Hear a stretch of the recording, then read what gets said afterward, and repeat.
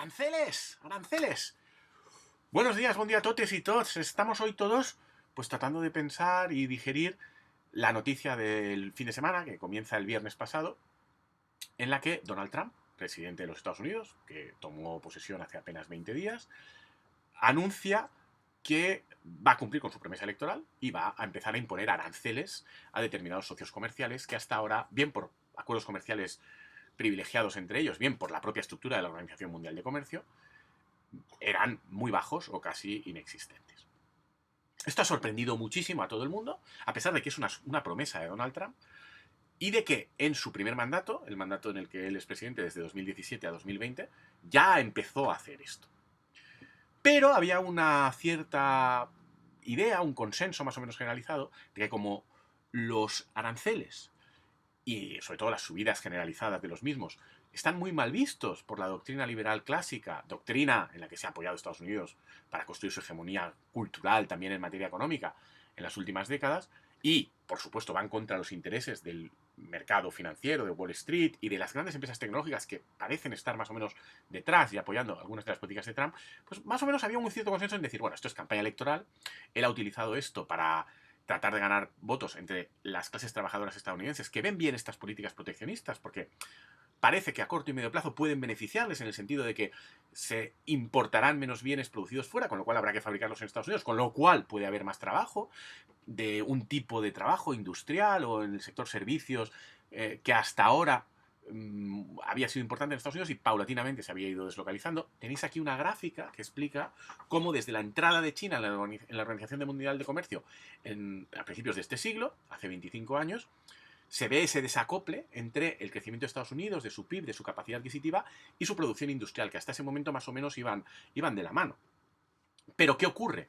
Ocurre que en el momento en que China entra en la Organización Mundial de Comercio, gran parte de la producción de forma cada vez creciente se va a China, porque en contra de lo que mucha gente pensó en su momento, y grandes analistas que decían, China no va a poder competir, es menos eficiente, no va a ser capaz de desarrollar una tecnología propia que supere o iguale a las europeas o americanas, se ha producido lo contrario, y es que no solo no nos hemos quedado con el mercado chino, los productores europeos y americanos, sino que los chinos se han ido quedando paulatinamente con mercados europeos y americanos y han aumentado su base industrial y en consecuencia la nuestra en proporción ha disminuido. Bueno, pues esta situación es la que quiere combatir Trump y en la que se basa su promesa electoral y nadie creía que fuera a hacerlo, ya digo, porque pensábamos, o pensaba la gente, ¿no?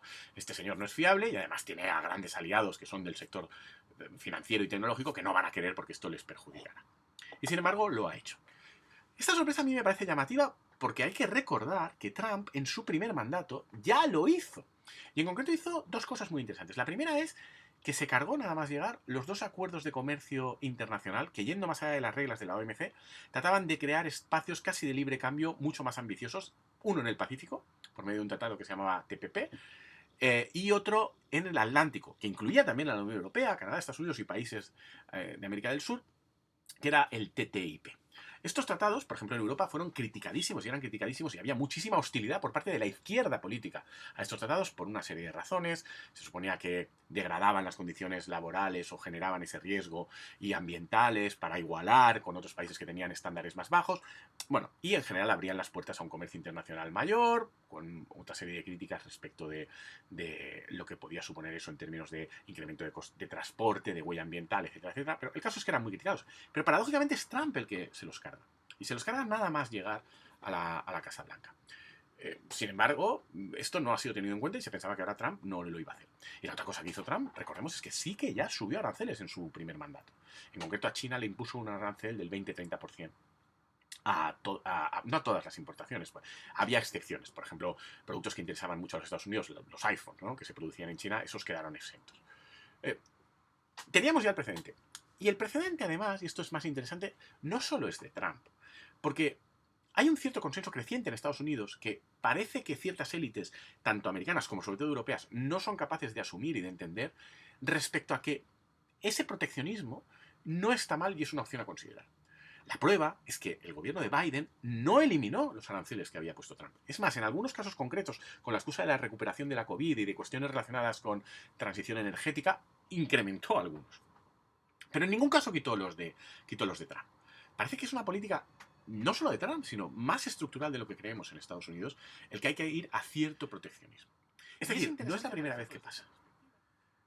Estados Unidos, a lo mejor no es solo que Trump esté haciendo esto porque esté loco o porque no tiene ni idea de economía, o porque, en contra de lo que dicen todos los expertos tradicionales sobre el modelo de libre cambio, tenéis en los comentarios, os he puesto el enlace a un vídeo de Rayo, ¿no? En el que él explica muy bien, creo yo, la tesis tradicional de por qué esto es malo, ¿vale? Porque es malo para la economía, porque es malo desde la perspectiva de la teoría clásica, de la ventaja comparativa, ¿no? En el que, en principio, es más eficiente que el mundo esté integrado globalmente y todo el mundo se especialice en producir lo que es mejor sin que haya barreras arancelarias o no arancelarias para ello. Esto, el orden liberal lo tiene claro. Pero parece que Estados Unidos, que ha sido el gran difusor de este orden liberal, se va alejando de esta idea. Y se va alejando de esta idea a medida que, como decíamos, se desacopla su poder económico y poder de compra de su capacidad industrial porque se la van quedando otros países. Y probablemente estamos en el inicio de una nueva era en este sentido.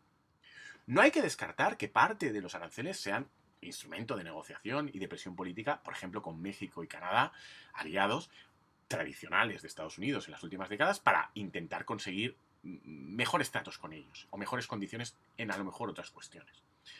Pero sí que parece claro que Estados Unidos ha cambiado el chip. Ha visto que en el mundo este de la eficiencia, del liberalismo, de la ventaja comparativa estricta, no va a ganar siempre y necesariamente con otros países y otros bloques, por ejemplo, y esencialmente con China. Y que en consecuencia le empieza a compensar y a interesar empezar a proteger al menos parte de sus industrias y al menos algunos de sus sectores. Y de paso, mandar un mensaje a sus aliados y decirles, si queréis aprovecharos de mi estela y seguir en mi estela, os voy a pedir más cosas. Y a lo mejor vamos a tener que renegociar algunos acuerdos para que me interesen más a mí, porque a fin de cuentas soy yo el que te está dando otras cosas. Trump lo dice siempre, defensa y protección militar. Pues bueno, esto hasta ahora te lo daba más o menos gratis a cambio de que me hicieras mucho la pelota y me siguieras en todo. Ahora a lo mejor va a tener un coste económico porque ha dejado de interesarme siempre y necesariamente el libre comercio. Más o menos esta es la situación. Y ya digo, es muy interesante. Y ojo, que hay otras medidas en las que ha aprobado Trump este fin de semana que tienen también la paradójica cuestión de que han sido históricamente medidas muy solicitadas por casi todo el mundo, incluyendo, por ejemplo, la izquierda de Estados Unidos. Una de las cosas que ha aprobado también Trump es eliminar la excepción de mínimes para las grandes plataformas comerciales. ¿En qué consiste esto? Básicamente consiste en que si tú estás llevando o trayendo a Estados Unidos algo que tiene arancel, pero es de menos de 800 euros, no lo pagas, porque se entiende que es una compra casi de un consumidor, no es algo que afecte al mercado.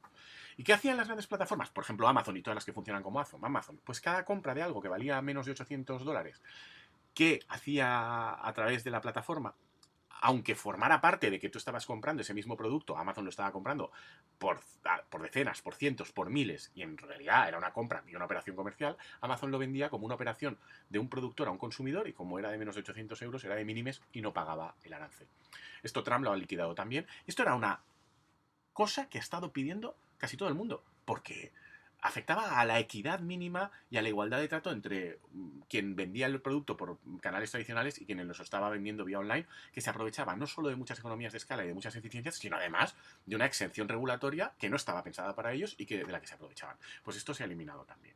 Es decir, que junto a las medidas que está todo el mundo criticando, ojo que hay otras que son razonables, tipo esta, ojo que hay otras que la izquierda europea siempre había pedido, por ejemplo lo que hizo en el primer mandato al acabar con el TTIP, y ojo que las otras tienen más que ver con una reorientación global de lo que está haciendo Estados Unidos junto a la utilización como amenaza y arma negociadora de lo que creemos, como demuestra lo que hizo Biden en su momento y como demuestra que tampoco es la primera vez en la historia que vemos algo parecido.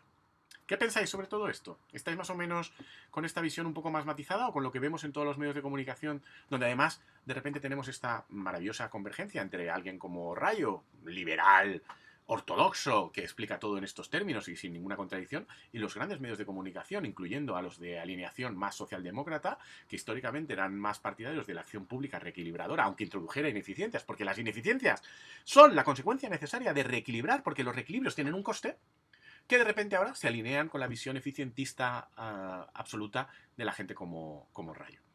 Que al menos es, ya digo, totalmente coherente en su explicación. ¿Qué pensáis vosotros? ¿Cómo lo veis? Nos leemos en los comentarios. Un abrazo.